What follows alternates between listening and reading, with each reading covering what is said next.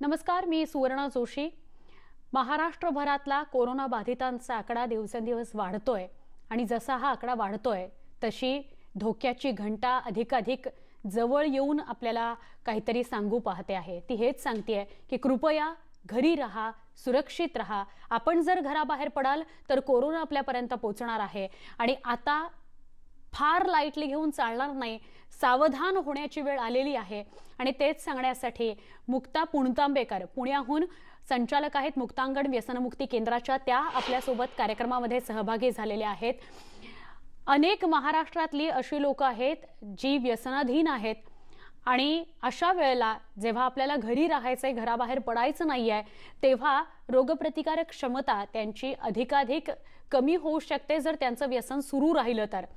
या आणि अशा सगळ्या अनुषंगाने आपण मुक्ता यांच्याशी बोलणार आहोत। मुक्ता, आपलं या कार्यक्रमामध्ये स्वागत। खरं तर सोनाराने कान टोचले तरच ते कळतं की आपल्याला काय करायचंय आणि काय नाही। मुक्ता, तुम्ही काय सांगाल? महाराष्ट्रामधल्या आज परिस्थिती आपण बघतो आहोत, त्या अनुषंगाने सगळ्यात आधी सगळ्या प्रेक्षकांना तुम्ही काय आवाहन कराल? सगळ्या प्रेक्षकांना आधी मला आवाहन करावंसं वाटतं, की सगळ्यांनी सुरक्षित राहा, घरात राहा. कारण काही असे आपल्यासारखे लोकं आहेत, की जसे तुम्ही पत्रकार आहात, वैद्यकीय व्यावसायिक, पोलीस आहेत, काही जीवनावश्यक सेवा देणारे लोकं आहेत, की ज्यांना आपल्या कामानिमित्त बाहेर पडायलाच लागतं. तर त्यामुळे त्यांनी स्वतःच्या सुरक्षिततेची घरी राहून काळजी घ्या आणि आमच्या सुद्धा सुरक्षिततेची त्यांनी काळजी घ्यावी. आणि खरोखर लोकं आता खूप चांगला प्रतिसाद देते आता दिसून येतंय. त्यामुळे एवढंच मला सांगायचंय, की काळजी करू नका, तर काळजी तुम्ही घेत राहा. नक्की, मुक्तांगणचं खूप मोठं काम राहिलेलं आहे, फक्त महाराष्ट्रापुरतं मर्यादित नाही तर देशभरामध्ये व्यसनाधीन जी लोक होती त्यांना व्यसनमुक्त करण्याचं काम खरं तर हा वसा आहे। हे नुसतं काम नाहीये, हा वसा आहे आणि जो तुम्ही गेली अनेक वर्ष मुक्ता घेतलाय। हा 21 दिवसांचा जो लॉकडाऊनचा पिरियड आहे किंवा त्या आधी सुद्धा आठवडाभर अशीच थोडीशी परिस्थिती होती, तर व्यसनाधीन असलेली जी लोक आहेत त्यांच्यासाठी हा किती महत्त्वाचा कालावधी आहे व्यसनमुक्तीकडे वळण्याकरता? असं म्हटलं जातं, की कुठलीही सवय आपल्याला सोडायची असेल, तर त्याला साधारणतः 21 दिवस लागतात किंवा चांगली सवय जरी लावून घ्यायची असेल, तर मग 21 दिवस तुम्ही सातत्याने प्रयत्न करा आणि मग ती सवय आपल्याला लागू शकते. तर मला असं वाटतं, की ह्या निमित्ताने आपल्या देशात जे व्यसनाधीन लोकं आहेत, तर त्यांना एक खूप चांगली संधी मिळालेली आहे. कारण दारू किंवा सिगारेट, तंबाखू या गोष्टी काही जीवनावश्यक गोष्टी नाहीयेत. तर त्यामुळे बाकी कुठल्याही वस्तूंचा आपल्याला तुटवडा नाही पडत आहे. आपल्याला भाज्या मिळतायत, दूध मिळतंय, सगळं धान्य मिळतंय. त्यामुळे कारण त्या जीवनावश्यक गोष्टी आहेत आणि ह्या गोष्टी मात्र आता दारू, सिगारेट सारख्या गोष्टींवरती आता पूर्ण बंदी आहे. तर त्याच्यामुळे आपण जे आपल्याकडे जे व्यसनाधीन लोकं असतील, तर त्यांनी नक्की या संधीचा फायदा करून घ्यावा. कारण नाहीतर काय होतं, की जेव्हा व्यसन वाढतं, तेव्हा एखाद्या व्यसनमुक्ती केंद्रामध्ये जाऊन दाखल व्हायला लागतं. तिथे ॲडमिट होऊन उपचार घ्यायला लागतात. मग कोणी नोकरी करत असेल, त्याला नोकरीवरनं रजा एवढी घ्यायला लागते किंवा घरापासून दूर राहायला लागतं. तर आता या निमित्ताने तसं काही न करता आपल्याला घर बसल्या एक संधी आहे व्यसन सोडायची. त्यामुळे हम्म. ह्याकडे सुद्धा आपण एक सकारात्मक दृष्टीने नक्कीच बघू शकतो. नक्की, पण मुक्ता, असं कुठलंही व्यसन जर कुणाला सोडायचं असेल तर मुळात त्याची मनाची तयारी की आपल्याला हे व्यसन सोडायचंय आणि सोडताना खूप त्रास होतो असं म्हणतात, तर त्या अनुषंगाने मग त्या सगळ्यांनी काय करावं? आता कसं झालंय, की जेव्हा लोकांना कळलं, की आता दारूची दुकानं वगैरे बंद असणार आहेत, तंबाखू मिळणार नाहीये, तर व्यसनाधीन रुग्णांमध्ये थोडंसं एक हे झालं असं वातावरण झालेलं आहे. थोडंसं घबराट पण पसरलेली आहे. मग ते आम्हाला फोन करतात, ते आम्हाला विचारतात, की आम्ही काय करू? इव्हन आम्हाला असे पण फोन येतात, की या गोष्टी कुठे मिळतात का? तर असं असेल तर सांगा वगैरे. तर आम्ही त्यांना अर्थातच फोनवरती काउन्सिलिंग करतो. हम्म. आम्ही त्यांना हम्म. सांगतो, की या परिस्थितीत कसं तुम्ही स्वतःच्या मनाला आता सांभाळायचं आहे. आणि मग लोकं मला असं पण विचारतात, की असं जबरदस्तीने व्यसन सुटतं का? तर आमचं म्हणणं आहे, हो, जबरदस्तीने व्यसन सुटू शकतं. सुरुवातीला ही थोडीशी बाहेरची जबरदस्ती आहे. पण हळू-हळू जेव्हा आपल्याला जाणवायला लागतं, की अरे व्यसन सोडल्यामुळे माझी तब्येत जरा सुधारतीये, माझ्या चेहऱ्यात सुद्धा आता बदल होतोय. जी सूज असते व्यसन करणाऱ्या माणसाच्या चेहऱ्यावरती, ती हम्म. सूज उतरायला लागते, भूक लागायला लागते, झोप नॉर्मल येते, वजन वाढतं आणि मग असं दिसतं, की अरे व्यसन सोडल्यामुळे माझ्या तब्येतीला खूप बरं वाटतंय, मला फ्रेश वाटतंय. हम्म. कुटुंबियांमध्ये आणि माझ्यामध्ये खूप चांगला संवाद होतोय. नाहीतर पूर्वी काय की सारखी भांडणं होत असतात त्यांच्या बरोबर. तर हम्म. त्याच्यामुळे हे जर का जेव्हा फायदे दिसायला लागतात, तेव्हा त्यांनाही वाटायला लागतं, की हो मला व्यसन सोडायला पाहिजे. फक्त त्यांनी थोडंसं आत्ता सुरुवातीला एक निर्धार करणं आवश्यक आहे, की काहीही करा पण असं मिळवायचा तुम्ही प्रयत्न करू नका. तुम्ही घरातच थांबा आणि या इकडे एक चांगली संधी म्हणून बघा. आणि नक्की. अर्थातच काही वेळा असं होतं, की सुरुवातीला त्रास होतो. हं. कुठलीही सवय आणि कुठलंही व्यसन हे सोडताना आपल्याला थोडा त्रास होतो, ज्याला विथड्रॉवल सिम्प्टम्स म्हणतात. हो. जेव्हा व्यसनमुक्ती केंद्रामध्ये ते जेव्हा दाखल होतात, तर तेव्हा त्यांना तिथे शारीरिक उपचार दिले जातात. तिथे डॉक्टर्स असतात, नर्सेस असतात. पण खरं सांगायचं तर हे जे विथड्रॉवल सिम्प्टम्स किंवा वियोग लक्षणं आहेत, त्याच्यासाठी वैद्यकीय उपचारच घेतले पाहिजेत असं नाही.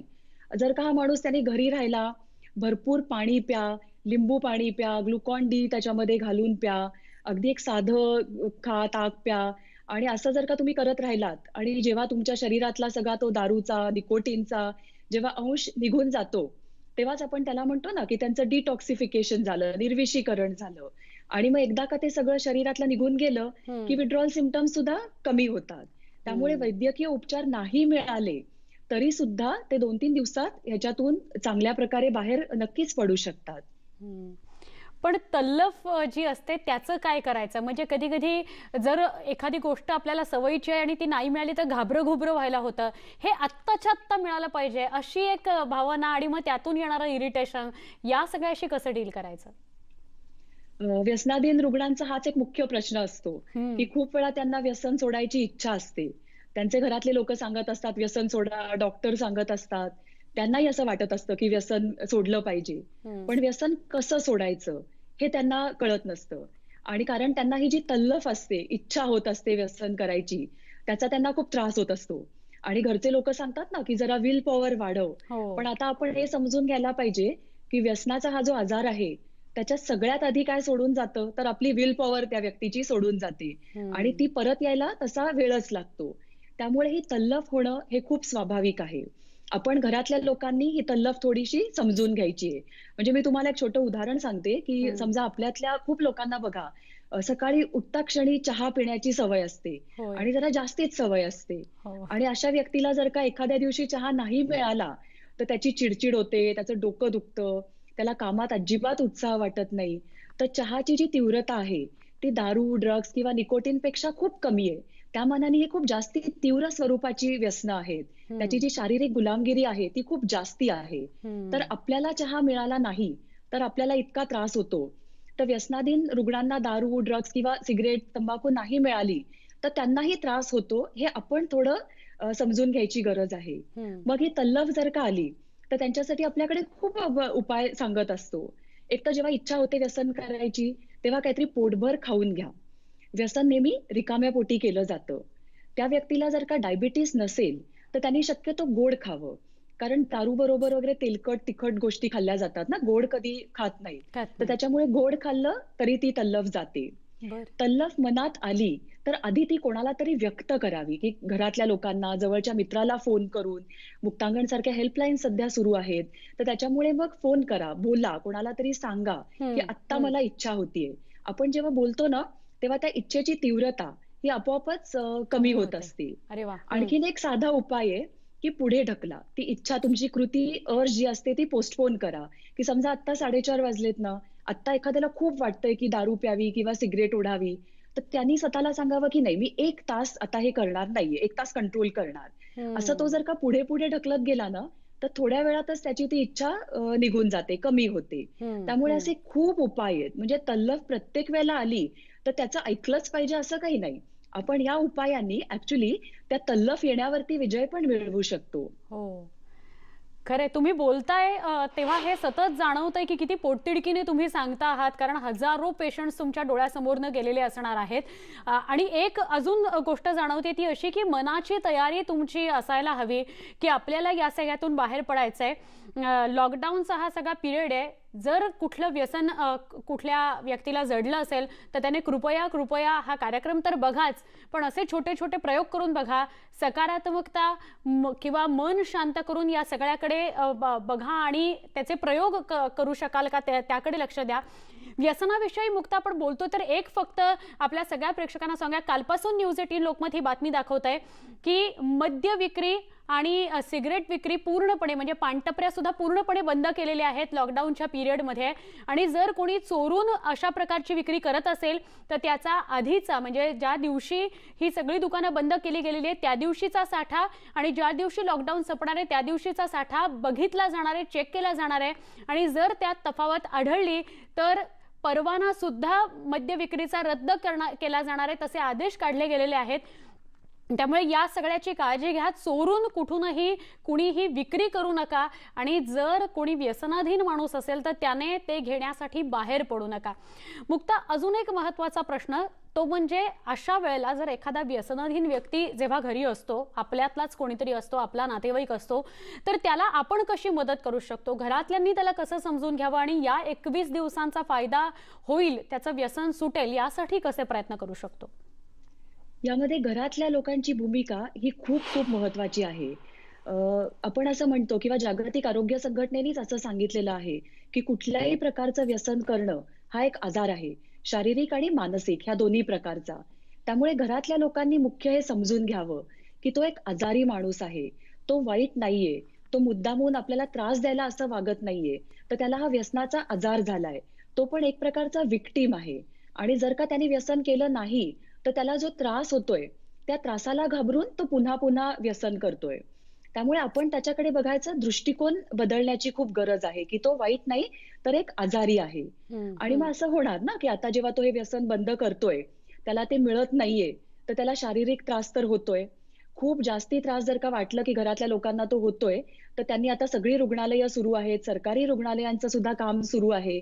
जास्त त्रास वाटला तर हॉस्पिटलमध्ये डॉक्टरांना त्यांनी जरूर दाखवावं. घरामध्येच मॅनेज होण्यासारखं असेल, तर त्याला थोडं सांभाळून घ्यावं. तो जर का चिडचिड करत असेल, तर ती चिडचिड त्याच्या या त्रासामुळे होतीये. तो आपल्यावरच्या रागामुळे होत नाहीये, हा आपण एक विचार करावा.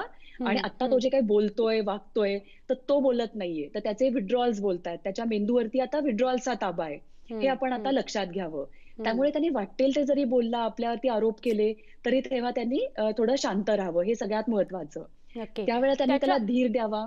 नक्की, नक्की. त्याच्या पुढे जाऊन एक स्टेप कधी-कधी बघायला मिळते, की व्यसनाधीन असलेली माणसं कधी-कधी हिंसक होतात. हिंसक बोलणं सुद्धा आणि हिंसक वागणं सुद्धा त्यांचं बघायला मिळतं. अशा वेळेला काय करता येईल? हिंसक ती कधी होतात, की जेव्हा ते काहीतरी बोलत असतात मोठमोठ्याने किंवा खूप उशिरा घरी येतात, तर तेव्हा आपण घरातल्या लोकांना खूप राग येतो आणि आपण त्यांच्यावरती मग चिडतो. आणि जेव्हा ते प्यायलेले असतात किंवा विथड्रॉल्समध्ये असतात ना, तेव्हा त्यांचा स्वतःवरती अजिबात ताबा नसतो आणि आपण जेव्हा चिडतो, तेव्हा ते आपल्यापेक्षा जोरात ओरडायला लागतात. मग घरातल्या लोकांचा राग वाढतो, ते आणखीन चिडतात आणि अशा पद्धतीने घरात एक खूप मोठं भांडण होऊ शकतं. आणि त्या रागाच्या भरात तो जो व्यसनाधीन माणूस असतो, तो शिव्या देणे, तोडफोड, त्यांच्या अंगावर हात टाकणे, अशा खूप काही गोष्टी करत असतात. त्यामुळे घरातल्या लोकांनी त्यावेळेला शांत राहणं, हे खूप खूप महत्वाचं आहे. म्हणजे ऐकताना कदाचित घरातल्या लोकांना आश्चर्य वाटेल, की ते लोकं वाटेल तसं बोलतायत, वाटेल तसं वागतायत, तर आम्ही कसं शांत राहायचं? तर आपण घरातल्या लोकांनी शांत का राहायचंय? कारण आपण नॉर्मल आहोत. आपण व्यसन करत नाही आणि व्यसनाधीन लोकं हे नॉर्मल नाहीयेत, तर ते आजारी आहेत. आणि म्हणून आपण त्यांच्यासाठी, त्यांना मदत करण्यासाठी आपण शांत राहायचंय. आणि खूप वेळा हे व्यसनी जे रुग्ण असतात, ते घरातल्या लोकांना ना जरा भडकवायचा प्रयत्न करतात, की टीव्हीत जोरात लावायचा, जेवण काय बनवलंय त्याच्यावरती बोलायचं. पत्नीला जर का राग आणवायचा असेल, तर तिच्या चारित्र्यावर संशय घ्यायचा. घ्यायचा. कारण तेव्हा त्यांना असं वाटत असतं, की त्यांनी चिडावं. म्हणजे मग त्यांना ना गिल्टी वाटत नाही, ते जे व्यसन करतात. या व्यसनाधीन माणसांना जर का बदलायचं असेल, तर घरातल्या लोकांनी स्वतःमध्ये एक बदल करायला लागतो, की त्यांनी थोडंसं शांत राहायला लागतं. त्याच्या बोलण्याकडे, वागण्याकडे थोडंसं तो एक आजारी माणूस आहे, ह्या दृष्टीने आपल्याला स्वीकार करायला लागतो. आणि आपण हे सतत स्वतःच्या मनाला सांगितलं ना, की मी नॉर्मल आहे, तर मग आपण स्वतःला याबाबतीत मदत नक्कीच करू शकतो. नक्की. व्यसनाधीन माणसं, रोगप्रतिकारक क्षमता आणि सध्याची परिस्थिती या अनुषंगाने तुमच्याशी बोलायचं आहे. मुक्ता, तुम्ही आमच्या अशाच संपर्कात राहा. एक छोटासा ब्रेक घेऊन आपण या कार्यक्रमामध्ये परत भेटूया. पुण्याच्या मुक्तांगण व्यसनमुक्ती केंद्राच्या संचालक मुक्ता पुणतांबेकर आपल्यासोबत आहेत. त्यांच्याशी आपण संवाद साधणार आहोत एका छोट्या ब्रेकनंतर.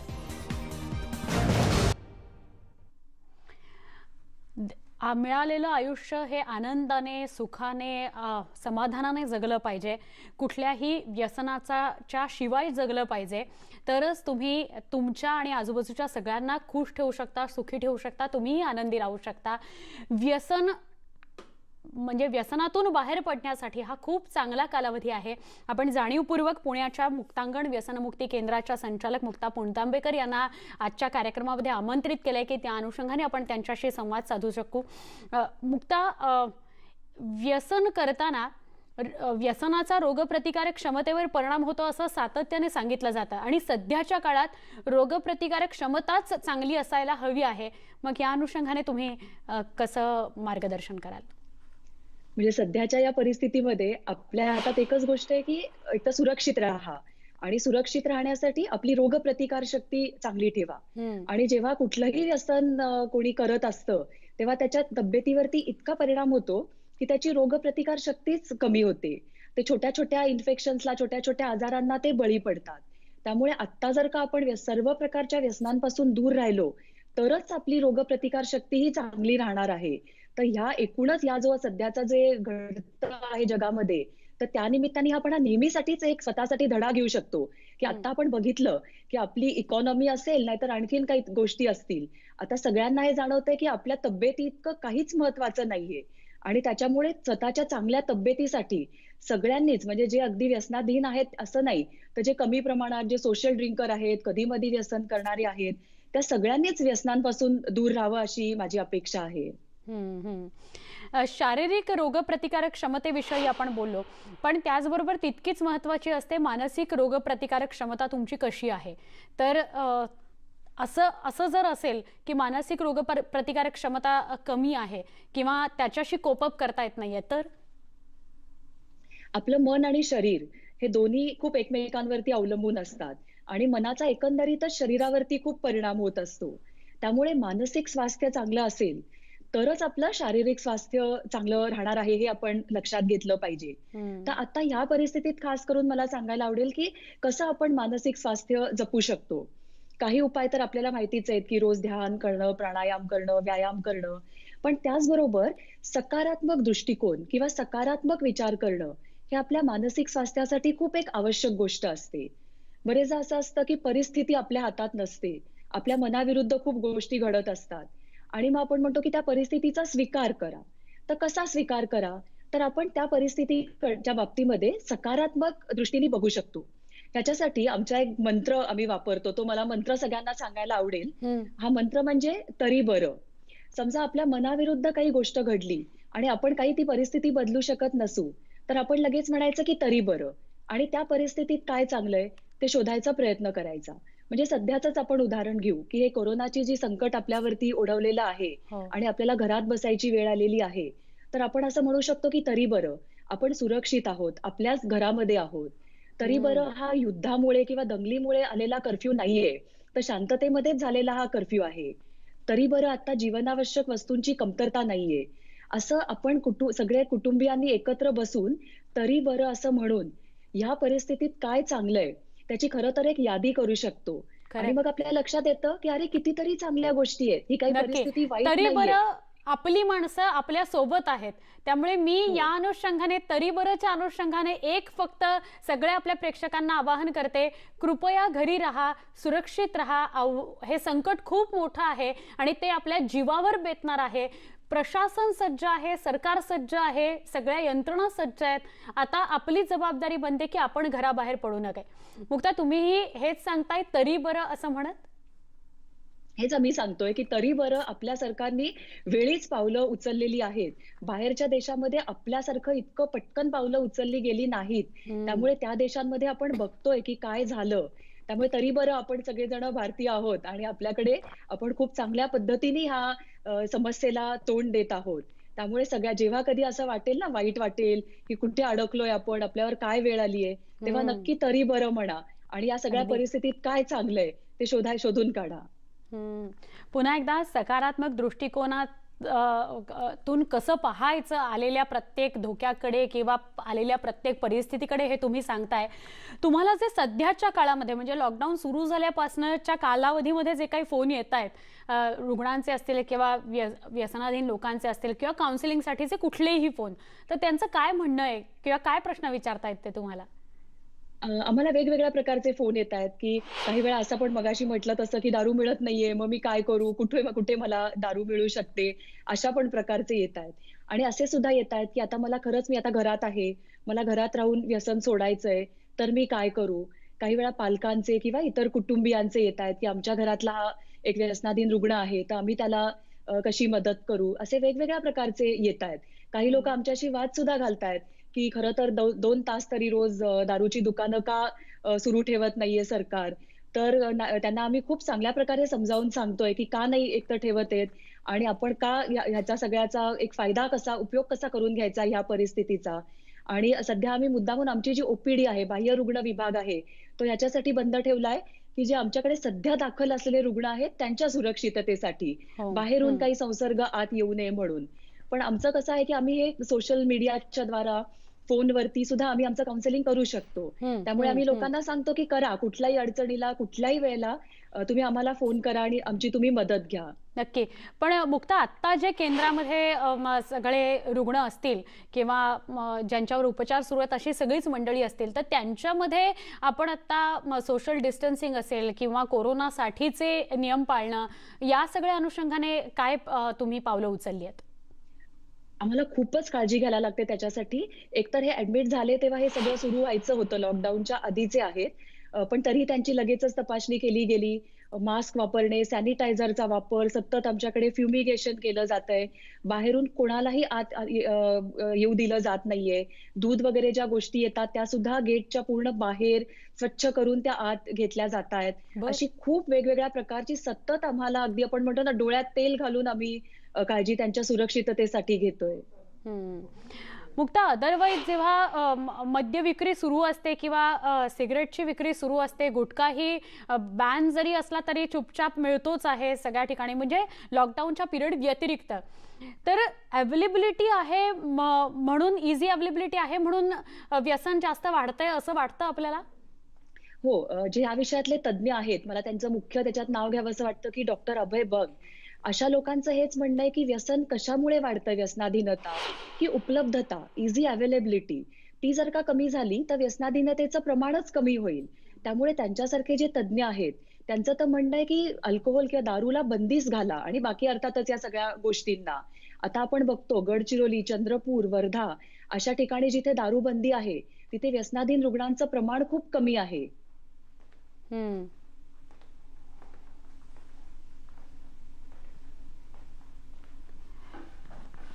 पुण्याच्या मुक्तांगण व्यसनमुक्ती केंद्राच्या मुक्ता पुणतांबेकर आपल्या सोबत आहेत. इझी अवेलेबिलिटी मद्याची आहे, त्यामुळे व्यसनाधीन लोकांमध्ये वाढ होते असं त्यांचं म्हणणं आहे. मुक्ता, आपण म्हणत होतात व्यसनाधीन लोकांमध्ये वाढ होते जेव्हा इझी अवेलेबिलिटी असते तेव्हा. हो. तर त्याच्यामुळे आता सध्या उपलब्धता नाहीये. त्यामुळे ज्यांचं व्यसन सुरू होतं ना, त्यांनी सुद्धा सध्या व्यसन बंद केलेलं आहे. ॲडमिट न होता सुद्धा. तर त्याच्यामुळे मला असं वाटतं, की जर का सरकारनी कोरोनाच्या मृत्यू होतायत किंवा हा एवढा भयानक आजार आहे, म्हणून आपल्या इकॉनॉमीची सुद्धा पर्वा केली नाही आणि एवढं सगळं लॉकडाऊन केलं, तर मग त्यांनी दारूमुळे होणाऱ्या रेव्हेन्यूची पर्वा न करता ह्याच्यातून त्यांनी काहीतरी रिसर्च करावा. आम्ही सुद्धा त्याला मदत करायला तयार आहोत आणि सरसकट दारूबंदी घालावी. कारण दारूमुळे लाखो, करोडो मृत्यू होतायत. सिगारेटमुळे, तंबाखूमुळे. त्यामुळे कोरोना इतकाच हे भयानक ही सुद्धा एक मोठा आजार आहे हं. आणि ह्या पण निमित्ताने मुक्ता असं त्यांनी जरूर वाटतं, की महसूल म्हणजे आता कोरोनाची परिस्थिती आहे म्हणून खरं तर हा निर्णय घ्यावा लागला, की मद्य विक्री बंद, सिगारेट विक्री बंद, पानटपऱ्या बंद. पण असं वाटतं, की सरकार ही गोष्ट करू शकेल. महसूल करण खूप मोठ्या प्रमाणात मिळतो या सगळ्यातून. आत्ता आपण हे केलंच ना, केवढा तरी वेगवेगळ्या प्रकारे मिळणारा महसूल आपण आता बंद केला. दारूमुळे पण त्यांना खूप मोठा महसूल मिळतो आणि हं. दुर्दैवाने त्यातला काही टक्के भाग हा महिला आणि बाल कल्याणासाठी वापरला जातो. खरं हं. तर महिला आणि बालकांचं नुकसान कशामुळे होतंय? तर व्यसनाधीन लोकांमुळेच जास्त होतंय. सगळ्यात जास्ती तोच त्यांचा त्रास आहे. अगदी. आम्ही कुठल्याही महिलांच्या ग्रुपमध्ये जातो, तेव्हा ते आम्हाला सांगतात, की तुम्ही सरकारला का नाही सांगत, की दारूबंदी करा. आणि हम्म. आता खरं तर ह्या गोष्टींनी सरकारने जर का ह्यावरती एक संशोधन केलं, त्यांनी तज्ञ लोकांची मदत घेतली हम्म. आणि ते हम्म. करू शकतात, पावलं जरूर उचलू शकतात. आता आपण हे अगदी बघितलेलंच खूप आहे, खूप की मोठ्या या कार्यक्रमाच्या माध्यमातून कोरोनाविषयी आपण बोलताच आहात, व्यसनाधीन लोकांविषयी तर आपण बोलताच आहात, पण त्याचबरोबर खूप मोठा विषय आपण मांडलाय आणि अर्थातच या माध्यमातून न्यूज 18 लोकमत काही आपल्यासोबत मिळून करू शकलं तर ते नक्की मुक्त आपण करूया. जाता जाता फक्त अगदी थोडक्यात असे काही छोटे छोटे प्रयोग आपण सांगू शकाल का, की आपल्या घरात जर छोट्या किंवा मोठ्या व्यसनाच्या आहारी कोणी गेलं असेल तर त्याच्याशी आपण म्हणजे आपल्याकडून कशा पद्धतीने त्याला मदत करू शकतो, छोटे छोटे प्रयोग कसे करू शकतो? हां, म्हणजे मुक्तांगणमध्ये आम्ही एक त्यांना सांगतो, की HALTचा प्रोग्राम. HALT हंगर, अँगर, लोनलीनेस, टायर्डनेस म्हणजे हम्म. भूक, राग, थकवा आणि एकटेपणा. तर ह्या 4 गोष्टी HALT ह्याच्यापासून जर का आपण त्यांना दूर ठेवलं किंवा तो व्यसनाधीन माणूस दूर राहिला सध्या तरी आणि सध्या ते शक्य आहे, तर हम्म. त्याला व्यसन सोडायला खूप मदत होऊ शकते. बर. दुसरा एक HOWचा प्रोग्राम आहे. HOW ऑनेस्टी, ओपन माइंडेडनेस आणि विलिंगनेस म्हणजे हम्म. प्रामाणिकपणा, इच्छा आणि ऑनेस्टी, ओपन माइंडेडनेस, मोकळेपणा आणि विलिंगनेस, इच्छा व्यसन सोडायची. तर या 3 गोष्टी जर का त्या व्यसनाधीन रुग्णांनी त्या पाळल्या, तर त्यालाही व्यसन सोडणं हे सोपं जाईल. नक्की आणखीन नक्की. एक छोटीशी गोष्ट, की व्यसन सोडायचा निश्चय हा फक्त एका दिवसाचा करायचा. असं नाही म्हणायचं, की मी आयुष्यभर व्यसन सोडलं. मी फक्त आजचा दिवस व्यसन करणार नाही. आणि एक-एक दिवसाच्या हिशोबाने जायचं. हम्म. छोटं ध्येय हम्म. हम्म. स्वतःपुढे ठेवायचं. वा वा असे वा खूप वा. उपाय करता येण्यासारखे हं. आहेत. म्हणजे आजच्या दिवशी असं म्हणायचं की मी आजच्या दिवशी तरी व्यसन करणार नाही. उद्या सकाळी उठून पण तेच म्हणायचं, परवा सकाळी उठून पण तेच म्हणायचं. खूप छान, खूप सुंदर प्रयोग आहेत हे. हे करायला खरंच हरकत नाही. बघा सगळे जर कुणाला छोटं-मोठं जरी व्यसन असेल, तर त्यांनी हे सगळे प्रयोग करून बघा. 21 दिवसांचा हा लॉकडाऊनचा जो कालावधी आहे तो सत्कारणी लावा. मुक्ता, तुम्ही आलात आणि इतकी सुंदर चर्चा केलीत, इतक्या ओघवत्या शैलीमध्ये आमच्याशी बोललात, त्याबद्दल खूप खूप आभार. कार्यक्रमामध्ये